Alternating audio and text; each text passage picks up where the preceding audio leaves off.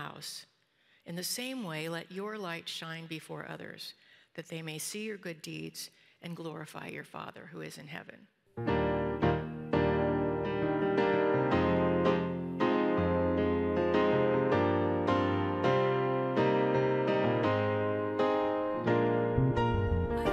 Thank you, Emma.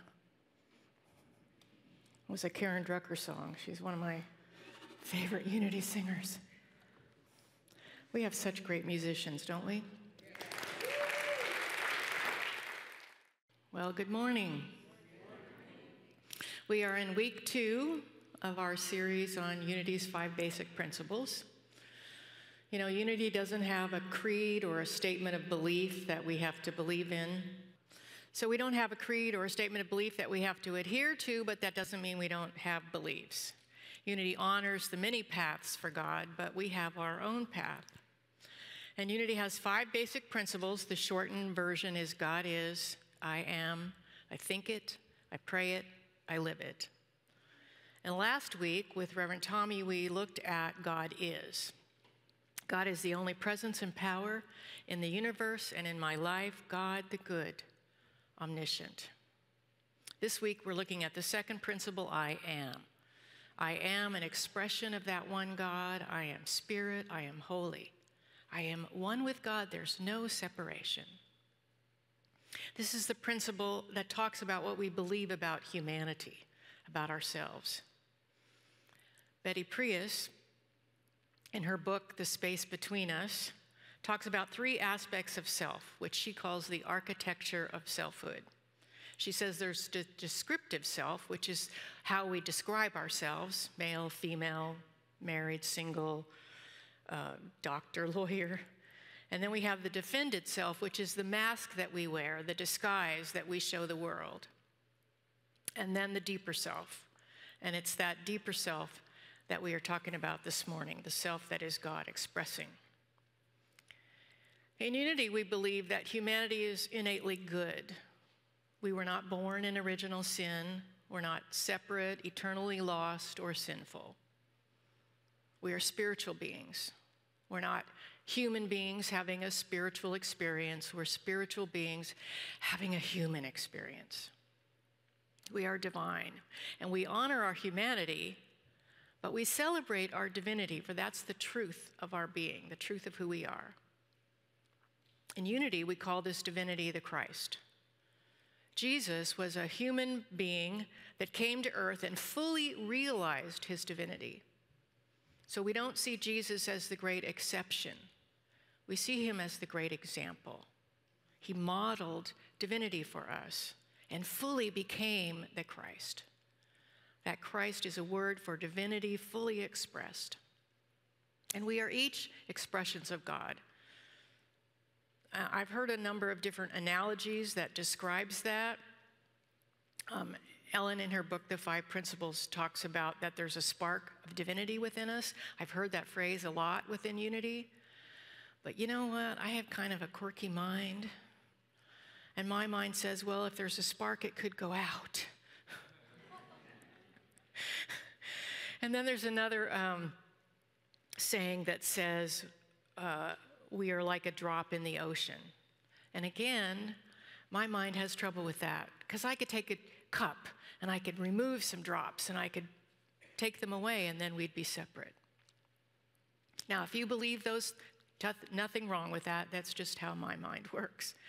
Now, the analogy that I love to use, and Ellen used that in her book also, is that we are like the wave in the ocean. God is the ocean, and we are the wave. And they need each other. Without the wave, the ocean is just an inert body of water, some big, huge body of water. So we are here to give God expression, and each wave is different, just as you are a unique and different expression of God.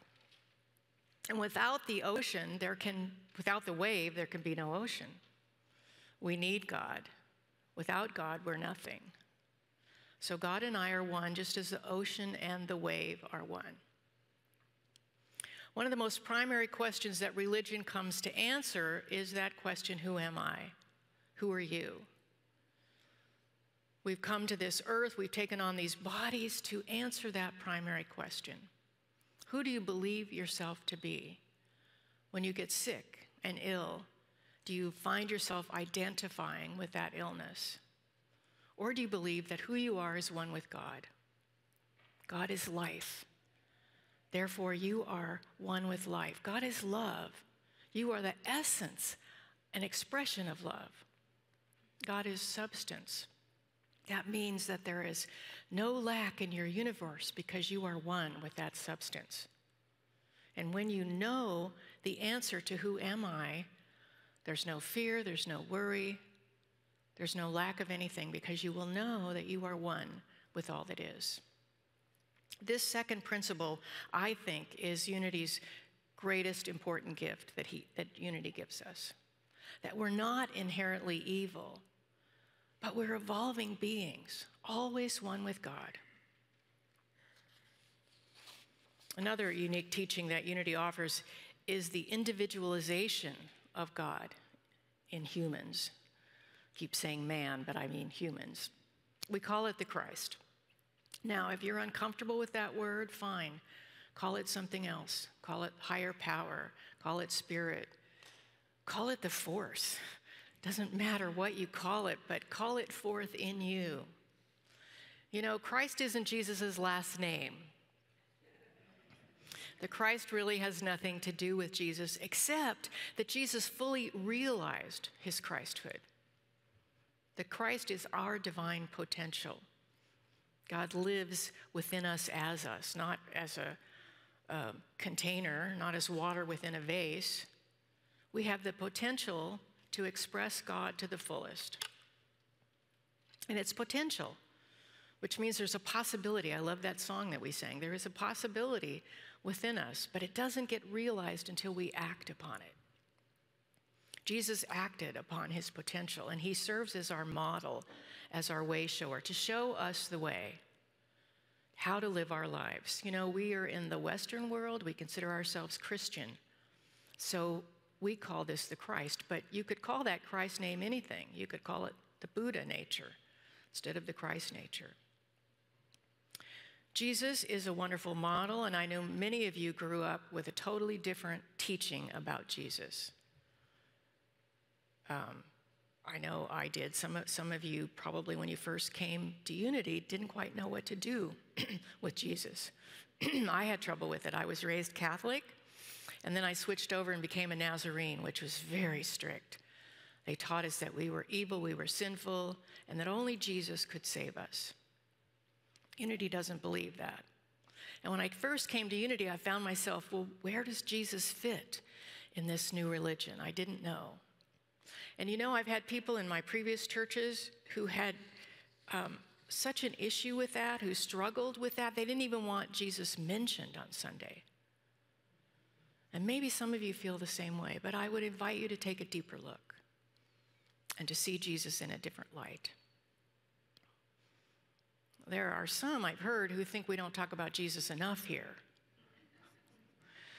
But we do. We talk about that presence of God that we are. We talk about that Christ presence. It's the light that shines when you reach out to love another. It's what you express when you're fully realizing and knowing your connection with God. And it's a beautiful teaching of unity. And we talk about it often here. So you are not some sinful creature who can't help but sin. You're not destined for evil. You are destined for greatness. And you know, many of us grew up, again, being taught that we were evil, we were sinful, and only Jesus could save us. Well, Unity doesn't teach that. Jesus came to teach us about our connection and our oneness with God. And he demonstrated that for us. He showed us what is possible when we fully align with that presence of God. Ellen, in her book, The 5 Principles, says this: Jesus was able to love and forgive, heal and teach, because he was living from his God self, or the Christ presence within him. And he said we could do the same. In John 14, Jesus tells us, Very truly, I tell you, whoever believes in me will do the works I have been doing, and they will do even greater works than these. Now, this is not talking about believing in Jesus the man, but believing in that Christ presence that Jesus was living and demonstrating. And that same essence lives within us. In Matthew 5:14, we read, "You are the light of the world. A town built on a hill cannot be hidden. Neither do people light a lamp and put it under a bowl. Instead, they put it on a stand, and it gives light to everyone in the house. In the same way, let your light shine before others, that they may see your good deeds and glorify your Father who is in heaven." You know, Unity doesn't believe that God is in a heaven up there somewhere. The Spirit of God is everywhere present, as Reverend Tommy talked about last week. We are living that light. When we are in that light and living it, when we are that Christ presence, then we are in heaven. Oh, but I can hear you asking, if we're all divine, what about those people who are expressing evil in the world? What about the Hitlers? What about the mass murderers? How can they be one with God? Well, they are. They just haven't realized it. They are acting out of that sense of separation. The potential is there. It just hasn't been acted upon. The potential is kind of like an acorn, has the potential to become the oak tree, but it doesn't happen overnight. You know, as a species, in essence, we're still kind of like toddlers. If the earth has been around for 1 billion years, humanity's only been around for a few thousand. We often forget the truth of who we are, and when we do, we act out. But it only takes a changing of our mind to remember and to act from that truth of who we are. This morning, I want to share with you the lyrics of a beautiful song this morning. It's probably my favorite meditation song. I love the lyrics, the words, the music. The song is called "I Am," and it's sung by a woman named Kirtana. Before the body, before the story, before the name, beyond the mind's attempt to find or explain, before the breath, beyond the sense of pleasure or of pain, and after death, I am. Who we are has nothing to do with these bodies. Isn't that refreshing? You are not your body. You are more than your body. Before we took a breath, before we felt pleasure or pain, we existed. And after death, we will continue. Our spirit existed before our bodies, and it will continue on long after our body is decayed. One of my closest friends just published a book this last week, and it's called "After I'm Gone, I'm Not." She wrote this book for her grandkids so that her grandkids would know that even after she left this body, that she was still with them. Isn't that wonderful? Within the heart, the whole and part of everything I see. Our first principle talks about God being a part of everything. If we are also divine, what does that say about us? It says we are part of the whole and everything we see. We can't separate ourselves from anything. You know, this is a really difficult concept to grasp. I cannot separate myself from you. If I see something in you that I admire, it's also in me. If I see something in you that I don't like, the only way I can see it in you is because it's also in me. It kind of makes judging others a little more difficult, doesn't it? This one thought, this one belief could change our world. How could we judge others if we're a part of them? We would realize that if we criticize or hurt or abuse someone else, we are doing the same to ourselves. Beyond the eyes, beyond disguise, reflecting me. That divine is reflected behind the eyes, beyond our disguise. You know, when I look into your eyes, what do I see? Do I see the disguise that you put forward, or do I see who you really are? You know, if I'm honest, most of the time I see the disguise. We're really good at putting them out there, aren't we? We see lots of people in the news and in our world that are very, very good at projecting their disguise. You know, I'm a big movie fan, so I see this a lot in the movies as well. And one comes to my mind. I watched it again last week. It's called Monster. Came out in 2004. It stars Charlize Theron in one of her most riveting roles. In fact, she won the Oscar for it.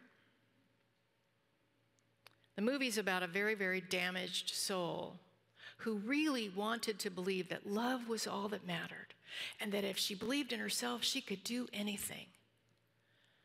But she had lived behind her disguise of prostitute for so long, she couldn't get out from behind that mask, and she ended up becoming a serial killer.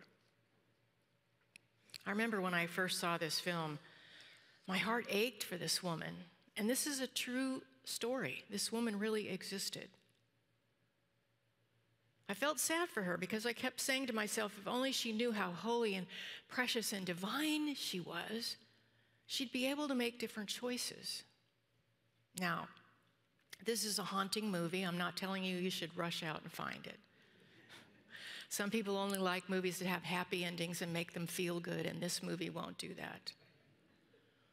But it is a wonderful depiction of a tormented soul who had lost touch with her innocence, her purity, and her divinity. And this is what is at the core of this spiritual principle. Who you are is the I am. Who you are is divine. And when you know that, it truly changes the choices that you can make in life. At the silent core, and yet before, phenomenon began, and after it, I am. I looked up the word phenomenon in the dictionary, and it said occurrence, observable fact, event, happening. This woman in the movie Monster had been abused and raped as a child. But before that event, before that trauma, the truth of who she was existed. And it even existed after that trauma. She just simply closed herself off from that and chose instead to project this image that wasn't real. So regardless of the circumstances of our lives, before that and after that, the truth of who we are exists. Doesn't matter if you had an abusive childhood or a bad marriage, you are more than your circumstances. If you have an illness, you are more than your illness. Before they existed and after they happened, the truth of who you are remains untouched. Many differences separate us on the surface, yes, but I cannot find a boundary in consciousness. This is probably my favorite line in the whole song. Many differences separate us on the surface, yes. Thank God for those differences. You know, I'd be pretty bored if you were all the same as me. And what I know is there's probably some great stuff in the world that would never get done. Because while I'm really good at some things, I'm not so good at other things. Thank God there's someone who's willing to empty the garbage every week, because that's not something I want to do. You can do it. I don't want to do it. Thank God that there's lawyers and accountants and doctors, because that's not my mission. We're all different for a reason. But I cannot find a boundary in consciousness. Even different in consciousness, we are all the same in spirit. Isn't that wonderful? Even people with which we disagree, even people that we find reprehensible, there is no boundary in consciousness. And when you ask me, where does awareness begin and does it end? I have to say, I've always been. Now, I have no memory of always being. I think it's designed that way. I don't think I could cope in the here and now if I had that sense of eternity all the time. I have been able to touch it in meditation. There was one time I touched it and it lasted for 18 hours. But I tell you, it sure made working awfully difficult. I was walking around in this euphoric state. I wasn't grounded at all. I think we lose that memory for a reason. But I know beyond a shadow of a doubt that I will always exist. I don't think I could live on this planet if I didn't believe that. Within the body, without the body, not subject to changing moods or states of health or points of view, without needs, before the deeds and monuments of man, and after them, I am. Who we are is not subject to these bodies. Thank God. I'm getting older, and my body doesn't behave the same way it used to, the same way I want it to. And yet at the core of my being isn't getting diminished in any way. Many differences separate us on the surface, yes, but I cannot find a boundary in consciousness. And when you ask me, where does awareness begin and does it end? I have to say, I've always been. You and I are eternal beings. Not even death can kill the I am. Divine love through me blesses and multiplies all that I am, all that I have, all that I circulate, and I am grateful.